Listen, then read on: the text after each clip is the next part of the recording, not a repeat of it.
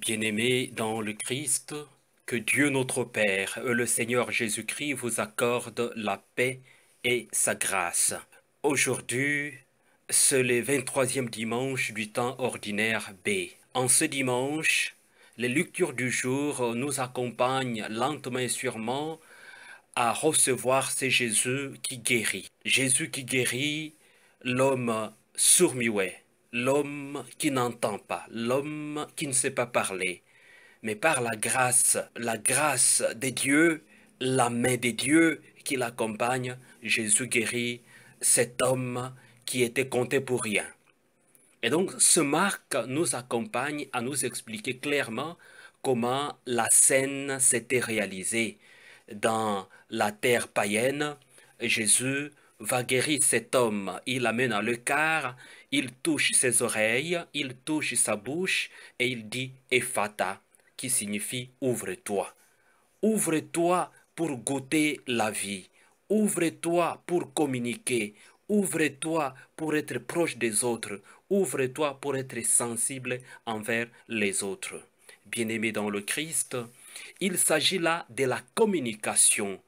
Jésus voudrait que toute personne guérie, toute personne qui le reçoit, toute personne qui est proche de lui puisse communiquer. Mais pour cela, nous devons être disponibles pour être touchés par Jésus, touchés par sa main, touchés par sa parole, touchés par son évangile, afin que nous puissions nous aussi guérir, afin que nous puissions nous aussi prêcher la parole, afin que nous puissions nous aussi, à travers notre vie ordinaire, notre vie de tous les jours, toucher la situation de ceux qui peinent, la situation de ceux qui souffrent, la situation de ceux qui ne parlent pas, des sans-voix, des gens qui sont en dehors des structures, des gens qui ne peuvent pas s'exprimer, des comptés pour rien.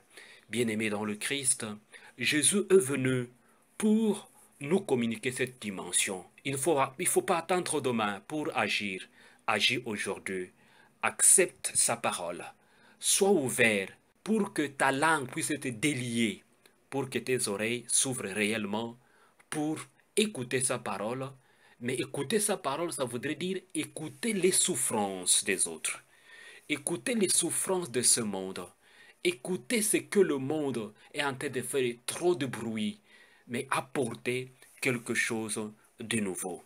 Bien-aimé dans le Christ, Saint Jacques, dans la deuxième lecture, nous convie à comprendre cela. Saint Jacques dit, dans notre vie ordinaire, généralement, nous choisissons. Nous regardons ceux qui sont bien habillés et nous leur donnons des places assises dans nos assemblées. Ceux qui sont mal habillés, on les laisse debout. Bien-aimés dans le Christ, vous voyez là, il y a une discrimination claire et nette. Discrimination des classes. Discrimination, on peut dire aujourd'hui, des races. Discrimination linguistique. Discrimination des étrangers. Discrimination des migrants. Discrimination de tous bords. Il y en a. Bien-aimés dans le Christ, Saint Jacques nous invite d'ouvrir nos yeux. Il nous invite d'ouvrir nos langues, de délier nos langues, d'ouvrir nos bouches, d'ouvrir nos oreilles pour écouter. Écouter avec patience ce qui nous approche, sans discrimination. Pas parce que cette personne ne peut rien te donner et que tu n'es pas disponible de l'écouter. Écouter la personne. Tu ne sais pas quel message cette personne apporte pour toi. Écouter. Prendre le temps d'écouter. Que le Seigneur nous donne la grâce de la patience. Être patient, être patiente pour écouter. Écouter les gens qui viennent pour nous parler. Écouter des gens qui ne peuvent même pas s'approcher de nous. Les écouter. Bien-aimés dans le Christ, il ne faut pas exclure les autres. Il ne faut pas exclure les autres. Soyons attentifs. Soyons attentifs pour écouter. Soyons attentifs et attentives pour écouter. Écoutez ceux qui nous parlent. Souvent, c'est le Christ Jésus lui-même qui nous parle à travers ces différentes personnes qui se présentent à nous à de différentes manières, avec des différents problèmes, avec des différentes situations. Mais il nous invite de les écouter. De les écouter avec passion. Parfois, nous avons peur de l'autre. Hein, comme dit Gabriel Marcel, hein, l'autre monde nous fait peur. Mais pas il s'agit d'une peur stérile. Il s'agit d'une peur de l'étranger. Parce que nous ne les connaissons pas, nous ne savons pas, et on voudrait se protéger soi-même dans notre propre zone. On est dans ce confort-là et on voudrait rester là. Il ne faut pas venir nous déranger dans notre confort. Laissez-nous entre nous. Nous qui parlons très bien, laissez-nous entre nous.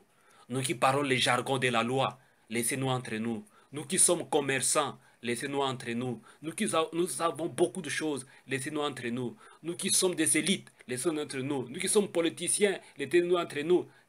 N'intervenez pas à nos problèmes. Ça, c'est la peur. La peur de l'autre. La peur de l'autre monde. La peur de l'inconnu. La peur de ceux que vous pensez qui viennent vous déranger.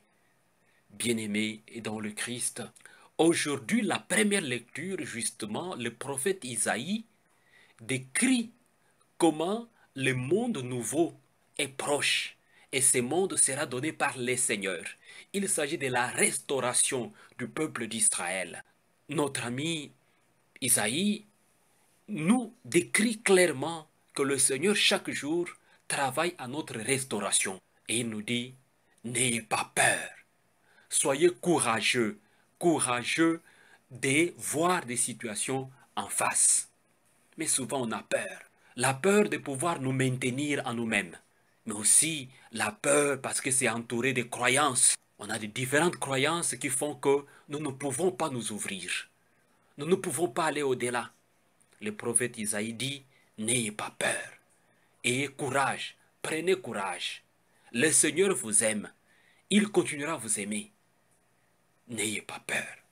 Mais souvent, nous avons peur. Surtout, nos frères et sœurs africains et africaines, ils ont peur.